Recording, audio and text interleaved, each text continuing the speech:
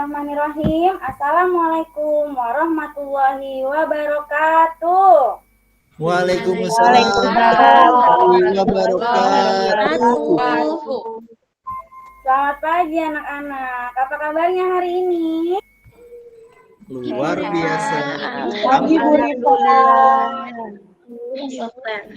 Alhamdulillah kita semua sehat ya. Oke, sebelum kita memulai pembelajaran, kita akan berdoa terlebih dahulu. Hari ini doanya dipimpin oleh Ahmad Muroim. Silakan Ahmad, dipimpin doanya. Oke, baik Bu. Oke teman-teman, sebelum kita memulai belajar hari ini, kita sama-sama berdoa ya. Menurut agama dan kepercayaan masing-masing. Berdoa dimulai. Selesai. Oke, terima kasih Ahmad yang sudah berani memimpin doa hari ini. Oke, agar pagi kita lebih bersemangat, kita akan menyanyikan lagu wajib nasional dari Sabang sampai Merauke. Ya.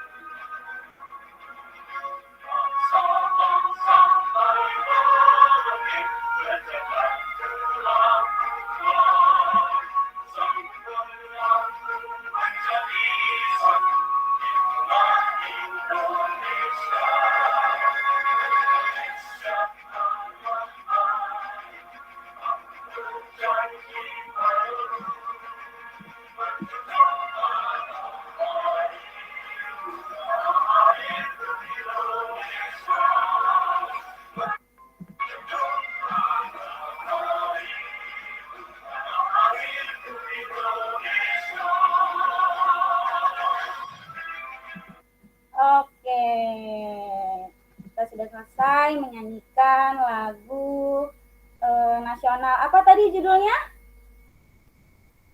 Dari Sabang sampai Merauke Bu Rifa. Dari Sabang sampai Merauke. Oke, kemarin kita sudah belajar tentang dongeng. Siapa yang masih ingat apa pengertian dongeng? Coba main nih. Masih ingat nggak apa pengertian dari dongeng? Dongeng Bobo ya Bu Rifa. Iya, dongeng bisa. Yang biasanya dari majalah Bobo. Dongeng berarti ceritanya nggak benar ya? Ceritanya nggak benar. Yang nggak terjadi, yang nggak benar-benar terjadi. Betul, itu cerita yang tidak nyata. Bagus Maini, good job. Nah, hari ini kita akan belajar tema 4, subtema 3, pembelajaran 1, ya. Dengan tujuan pembelajaran, kalian mampu menganalisis unsur-unsur cerita pada dongeng. Kemudian, kalian mampu menganalisis jenis pekerjaan. Kemudian, kalian mampu menganalisis dampak pemanfaatan sumber daya alam yang tidak terkontrol. Dan yang terakhir, kalian mampu menyajikan hasil upaya pelestarian sumber daya alam.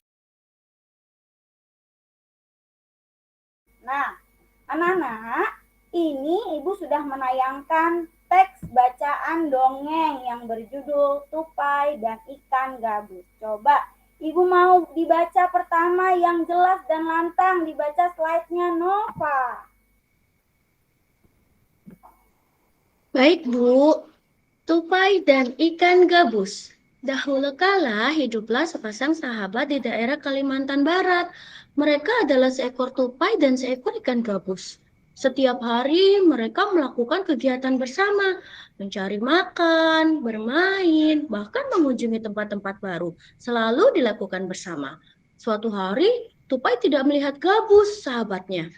Ia mencari ke tempat biasa Gabus tinggal. Saat bertemu, Tupai sangat kaget.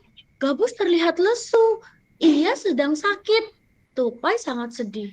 Ia menawarkan makanan untuk sahabatnya, namun tidak berselera makan. Gabus hanya menginginkan satu jenis makanan yang diyakininya dapat menyembuhkan penyakit. Tupai berjanji akan mencari demi sahabatnya. Bagus, terima kasih Nova, bacanya sangat lantang ya. Selanjutnya, di slide kedua, coba dibaca Priyanti. Baik, Bu. Setelah Gabus mengatakan makanan yang dapat menyembuhkan penyakitnya, Tupai sangat kaget. Ia harus mencari hati ikan hiu. Ikan hiu sangat ganas, tidak terpikir olehnya ia bisa mendapatkannya. Namun Tupai bertekad untuk mendapatkannya. Ia ingin sahabatnya sembuh. Tupai kemudian melompat dari satu pohon kelapa ke pohon kelapa lainnya yang dekat dengan tepi pantai. Saat menemukannya, ia melubangi satu kelapa dan membiarkan airnya habis. Kemudian sang tupai masuk ke dalam kelapa. Angin kencang membuat kelapa jatuh ke pantai dan ikan hiu memakannya. Di dalam perut ikan, tupai kemudian keluar dari kelapa dan menggigit hati ikan hiu. Ikan tersebut mencoba bertahan sampai kehabisan tenaga. Ombak besar membawa ikan hiu ke tepi pantai. Saat itulah tupai keluar dari mulut ikan hiu dan membawa hati ikan kepada sahabatnya. Sampai di tempat ikan gabus, tupai kemudian memberikan hati ikan hiu untuk dimakannya. Beberapa hari kemudian, tupai melihat sahabatnya segar kembali. Betapa senangnya tupai melihat ikan gabus sehat seperti sedia kala. Bagus sekali Priyanti, terima kasih. Suaranya sangat lantang ya. Oke, dari teks bacaan yang tadi sudah dibacakan oleh Nova dan Priyanti. Sekarang Ibu mau tanya, apa tadi judul bacaan dari teks tersebut ya? Ayo, apa ya?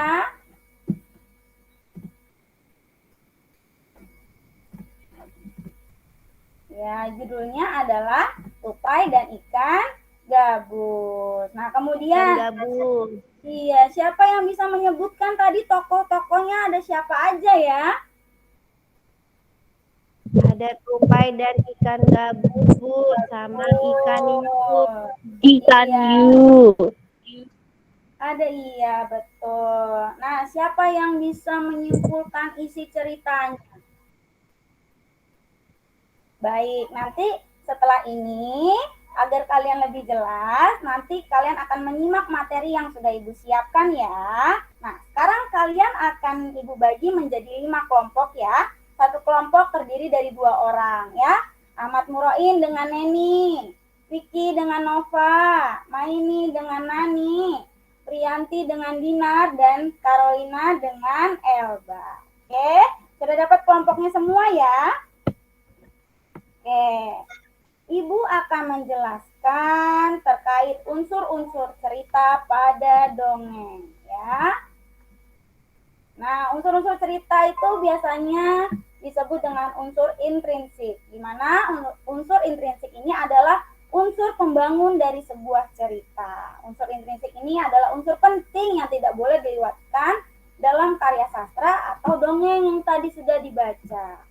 Nah, unsur intrinsik ini atau unsur-unsur dalam cerita ini terdiri menjadi 7.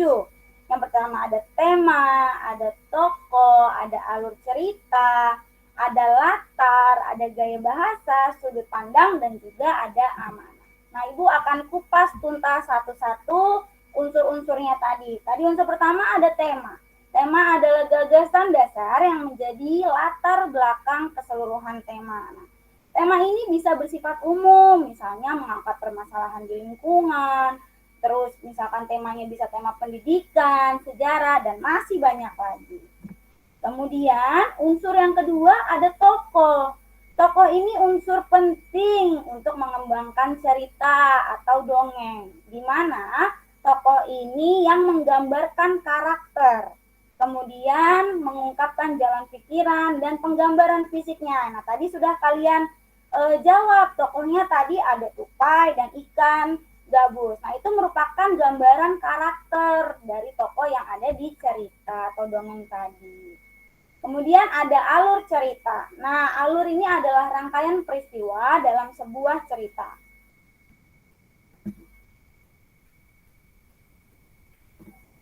Alur dibagi menjadi 3. Ada alur maju, ada alur mundur, kemudian ada alur campuran. Ya. Kemudian ada sudut pandang. Sudut pandang adalah segi pandang penulis sebagai pengamat di luar cerita. Nah, pengarang ini bisa mengganti tokoh utamanya dengan sebutan pakai aku atau kamu, kita, ya. Jadi tidak menggunakan nama. Kemudian ada gaya bahasa. Ya, unsur gaya bahasa ini berguna untuk menciptakan nada atau suasana persuasif. Gaya bahasa ini memperlihatkan dialog, ya, dan interaksi antar tokoh. Kemudian ada latar. Latar biasanya berhubungan dengan suasana, waktu, dan juga tempat terjadinya cerita. Nah, dalam dongeng atau novel akan dijelaskan nih di mana, kapan, dan bagaimana penggambaran suasana tokoh dalam lingkungannya.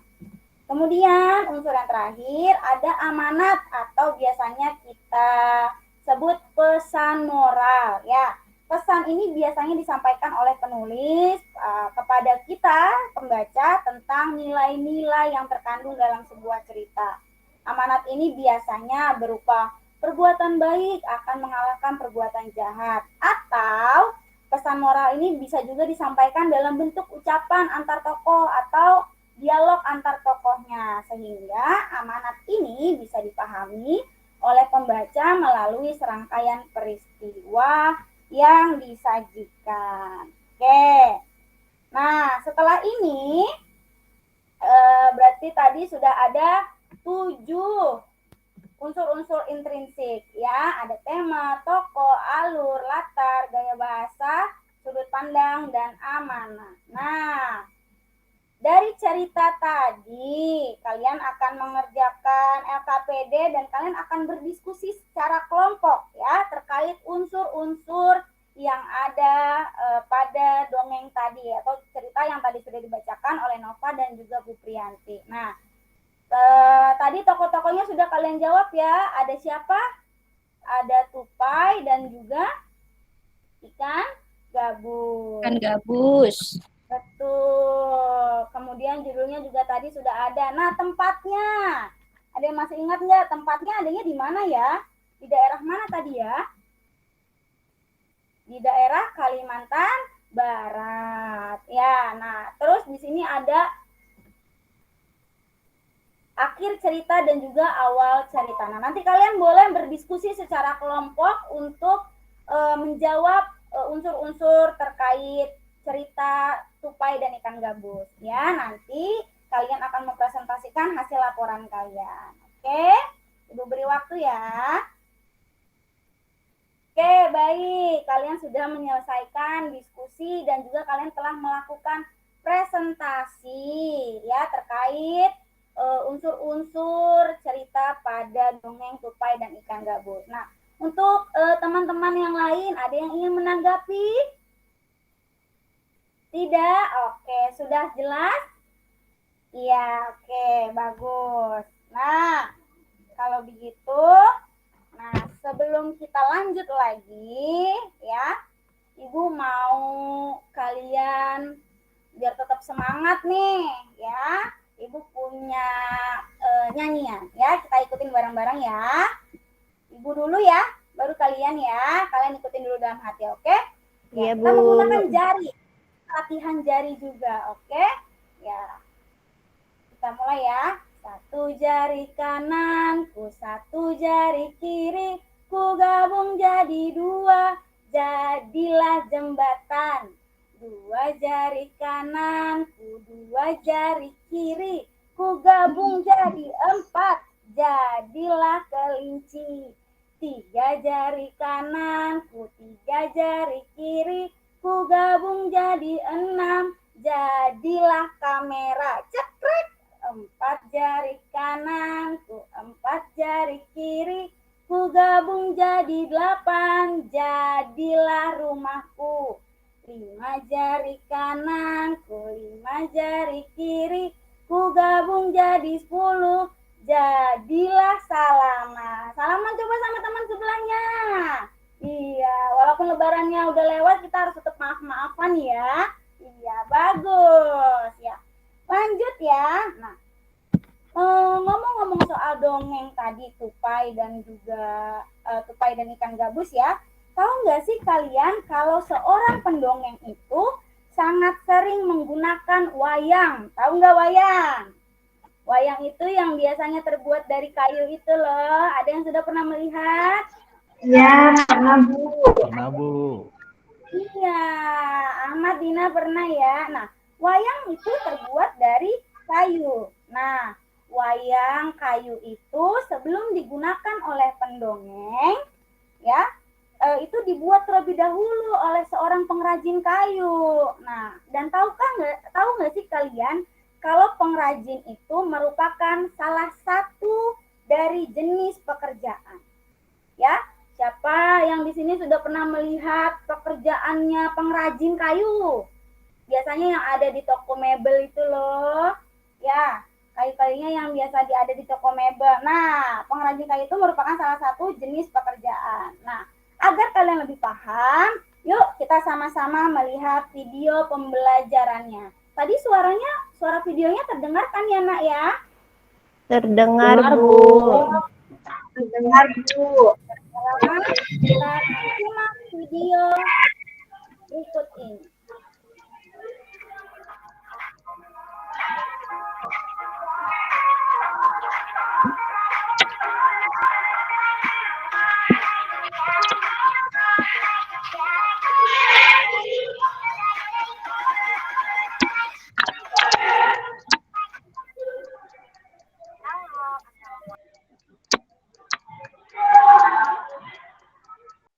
Bu Rifa, nggak kedengaran suaranya.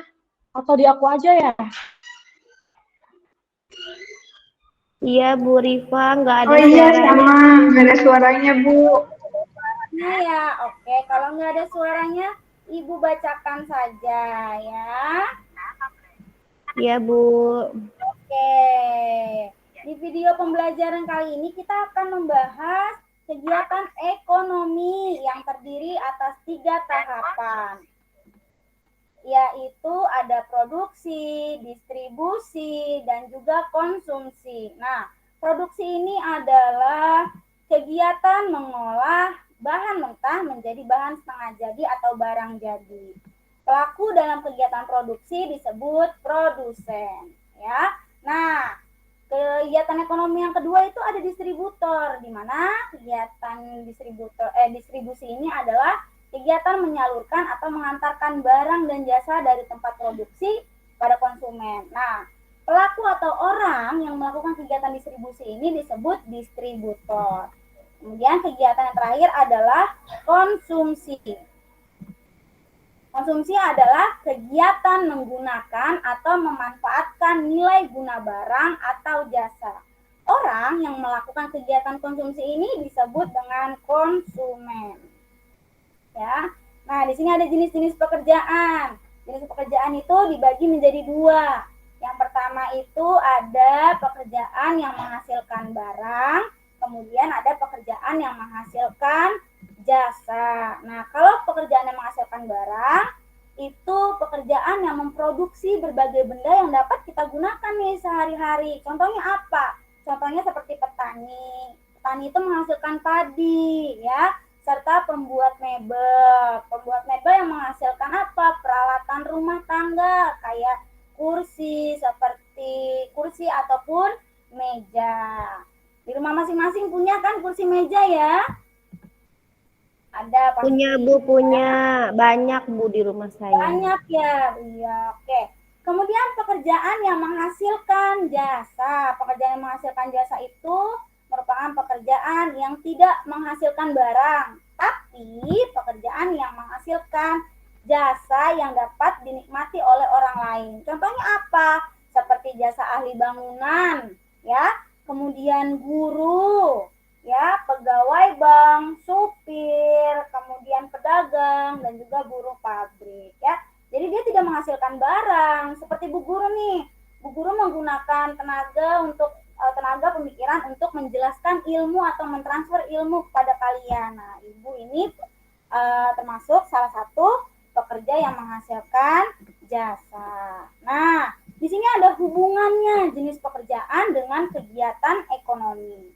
Jenis pekerjaan juga dipengaruhi oleh daerah tempat tinggal. Misalnya nih, di daerah Jepara atau Jawa Tengah. Siapa yang udah pernah ke Jepara? Atau siapa yang kampungnya di Jepara? Ada nggak? Nggak ada, ya. Nah, Jepara ini dikenal sebagai kota ukiran atau kota penghasil furnitur, ya. Masyarakatnya banyak yang bekerja sebagai pengukir furnitur. Contohnya seperti lemari kayu, meja, dan juga pintu. Nah, tahu nggak sih kamu proses kegiatan ekonomi yang terdapat pada pembuatan mebel? Yuk sama-sama kita lihat skema kegiatan ekonominya. Nah, ini yang pertama, ya. Sebelum meja yang kalian gunakan atau meja kursi yang ada di rumah kalian itu bisa digunakan, semuanya itu berawal dari sini nih. Dari pepohonan yang diambil dari sebuah perkebunan atau hutan. Ya, setelah itu pohon-pohonnya ditebang. Ya, ditebang oleh penebang, kemudian dihantarkan oleh abang-abang supirnya, ya. Nah, kemudian dihantarkan untuk apa? Untuk diolah. Di mana? Diolah nih di pengrajin kayu tadi. Kemudian kalau pohonnya sudah berubah, sudah disulap, ya, jadi kursi, baru bisa dijual. Nah, ketika sudah bisa dijual, kita sebagai pembeli sudah bisa membeli nih kursinya. Nah, ini namanya jenis-jenis pekerjaan. Kalau misalkan perkebunan jati kemudian ditebang, nah ini dia sedang melakukan kegiatan yang namanya produksi, ya, penebangan kayu jati, kemudian dihantarkan. Nah, di sini ini melakukan kegiatan distribusi, kemudian dibuat sampai dibeli oleh konsumen. Nah, di sini sampai di akhir melakukan kegiatan yang dinamakan konsumsi atau kegiatan jual beli. Nah, lanjut. Jenis-jenis pekerjaan yang terkait dengan kegiatan ekonomi. Nah, di lingkungan kita kalau di Jakarta ini kan banyak, ya, apalagi Jakarta, Cikarang itu, ya, itu ada yang berdekatan atau banyak sekali berdekatan dengan pabrik. Sehingga banyak sekali masyarakat di sekitar bekerja menjadi buruh pabrik. Nah, pabrik merupakan salah satu kegiatan ekonomi masyarakat. Pabrik termasuk salah satu kegiatan industri. Nah, kegiatan industri juga dibagi menjadi dua. Ada industri barang, kemudian ada industri jasa, ya. Kalau industri barang itu seperti ini, pabrik yang mengeluarkan sepatu, kemudian ada mobil dan juga ada motor. Nah, kalau misalkan industri jasa ini seperti kereta api, ya. Ada kereta jasa transportasi, asuransi, keuangan, dan juga kesehatan. Oke, cukup sampai di situ. Tadi kita sudah belajar tentang jenis-jenis pekerjaan dan juga kegiatan ekonominya. Nah, setelah ini kalian akan mendiskusikan terkait pertanyaan-pertanyaan yang berhubungan tadi dengan jenis pekerjaan, ya. Ibu berikan waktu untuk diskusi kelompok. Tadi sudah dibagi, ya, kelompoknya. Silakan kalian berdiskusi untuk menjawab pertanyaan yang ada di LKPD ini. Ya, oke, silakan Ibu beri waktu.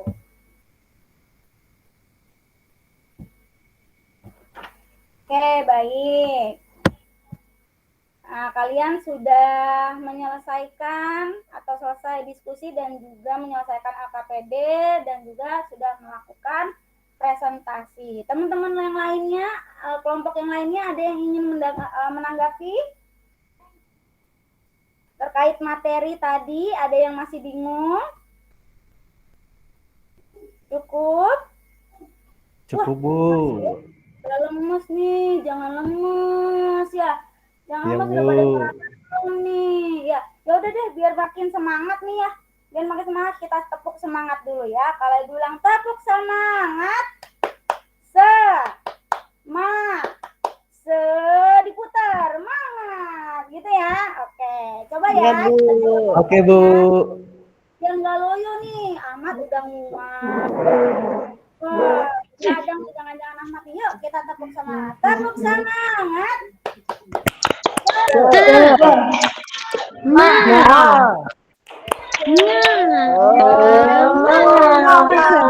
Bagus sekali. Oke, ya kita lanjut ya.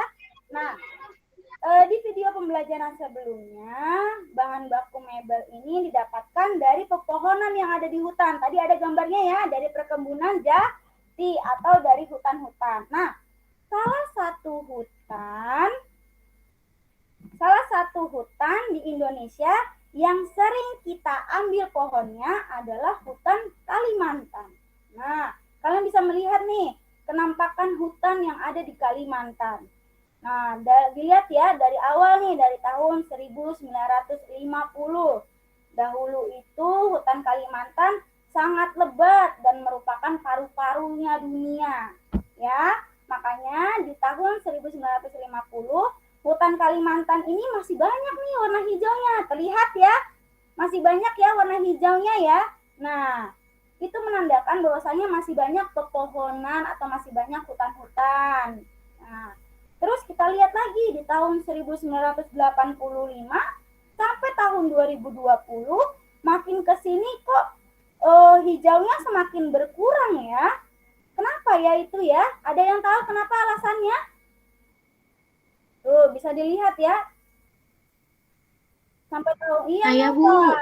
Boleh Nova. Kenapa Nova bisa itu tergambarkan ada putih-putihnya tuh kenapa ya? Tanahnya loh. Karena itu Bu, katanya hutannya dibikin jadi rumah-rumah, jadi hutannya habis. Hutannya dibikin jadi rumah, jadi pohonnya harus ditebang dulu ya Nova ya, sebelum jadi rumah ya? Iya Bu, betul. Oh iya, betul. Bagus sekali Nova, good job. Kasih tepuk tangan dulu buat Nova, karena dia sudah berani menjawab ya.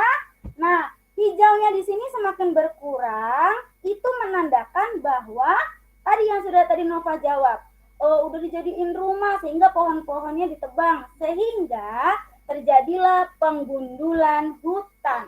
Jadi hutannya habis nih karena ditebang semua pohonnya, dijadiin rumah. Ya. Bu Rifa, kalau misalnya papa aku punya gergaji nih, emang boleh ke hutan terus potong pohonnya? Boleh nggak? Misalkan papa aku punya gergaji nih, boleh nggak? Terus punya truk papa aku, boleh nggak? Nebangnya nebangnya salah-salah. Oh iya, nah pertanyaan yang bagus nih. Boleh nggak kita tebang asal-asalan? Nah itu masuk ke dalam tindakan atau upaya ya. Nah kita kalau mau tebang-tebang pohon itu harus namanya tebang pilih.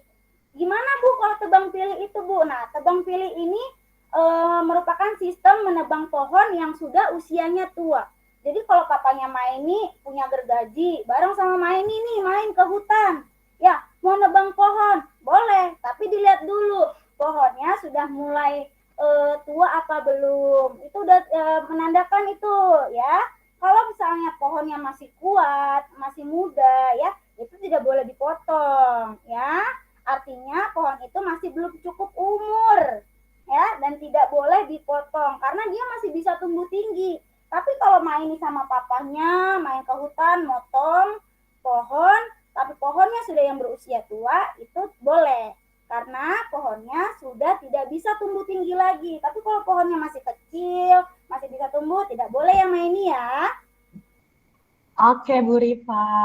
Oke, nah kemudian Ibu mau tanya nih, jika hutannya gundul, ya, jadi bukan kepala doang yang gundul ya anak-anak ya, hutan juga bisa gundul nih karena sering ditebang ya.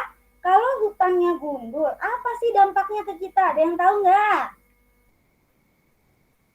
Oke, Ibu akan tampilkan nih dampak pemanfaatan sumber daya alam yang tidak terkontrol. Nih, kalau hutannya sering ditebang, pohon-pohonnya sering ditebang, itu dampaknya akan terjadi tanah longsor.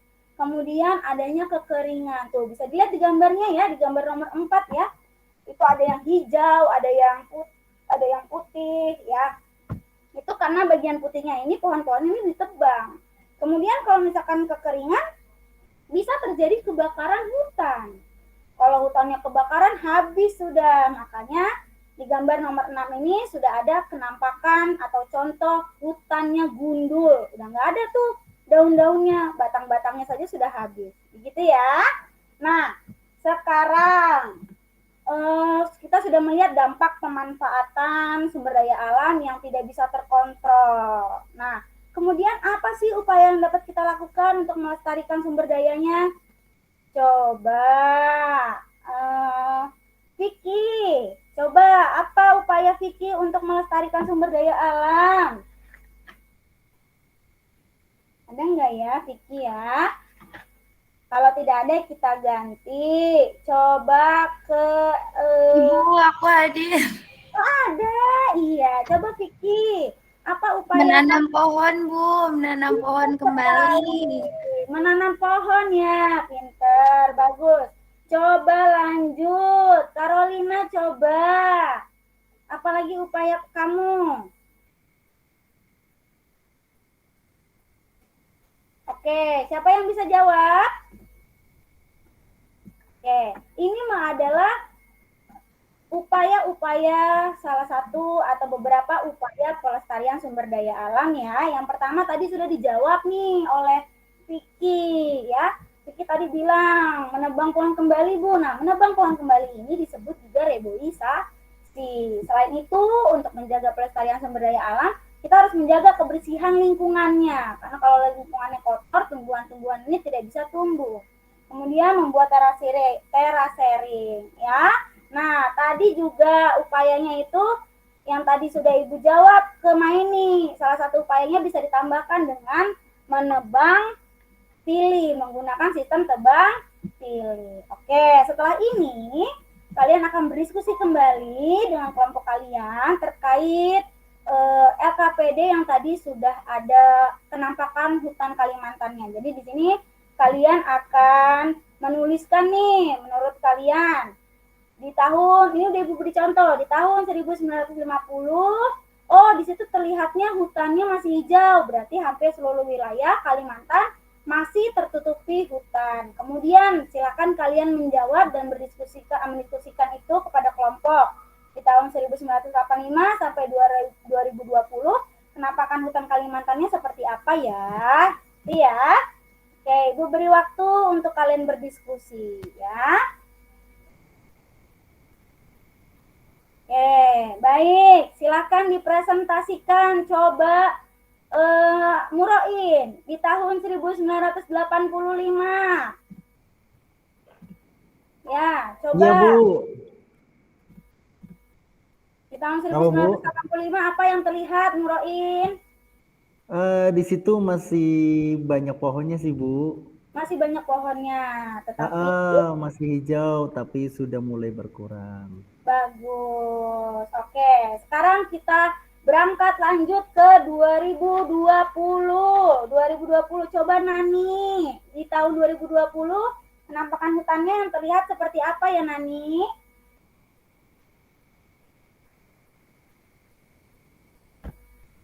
Oke, coba Dinar, dibantu Dinar kelompoknya.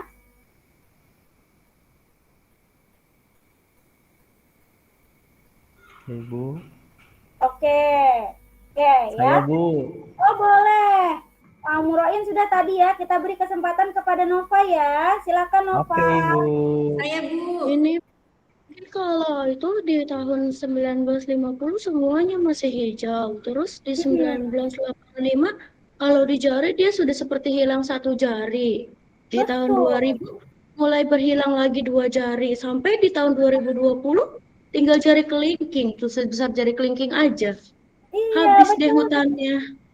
Iya, betul sekali Nova. Penjelasannya cukup bagus dan sudah menerangkan ya, menggunakan analogi jari. Ya, bagus sekali Nova. Kita beri tepuk tangan tadi kepada Nova dan juga Murain ya. Tepuk tangan. Good job. Nah, sekarang kalau misalkan ada teman yang menjawab, kita beri apresiasi seperti kasih good job. GOODJOB, good job, good job. Good job, good job. Gitu ya, bisa ya? Oke, sekarang kita kasih good job buat teman yang jawab dan untuk diri kita sendiri karena kita sudah bisa belajar nih hari ini. Kasih good job. GOODJOB, good job, good job. GOODJOB, good job, good job. Oke, bagus. Nah, untuk teman-teman yang lain, ada yang mau menanggapi? Sudah? Tidak ada? Baik. Tidak, Bu. Ya, seluruh materi sudah kita sampaikan ya. Sudah kalian hari ini sudah belajar tentang apa tadi? Coba yang pertama. Tentang apa tadi Dongeng, dongeng Bu, dongeng. Dongeng yang ada tupainya ya. Iya, kita sudah mempelajari tentang unsur-unsur cerita dari dongeng. Kemudian yang kedua tadi video pembelajarannya tentang apa? Yang tadi nggak kedengeran suaranya? Tentang jenis pekerjaan dan kegiatan Ekonomi.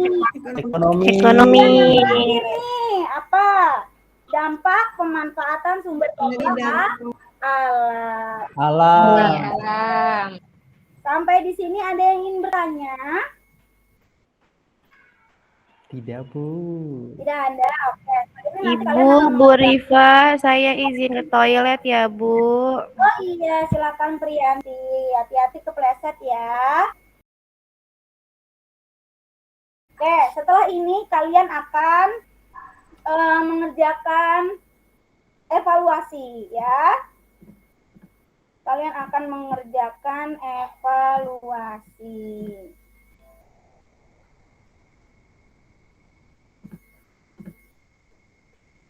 Oke, ini ada gambar evaluasinya.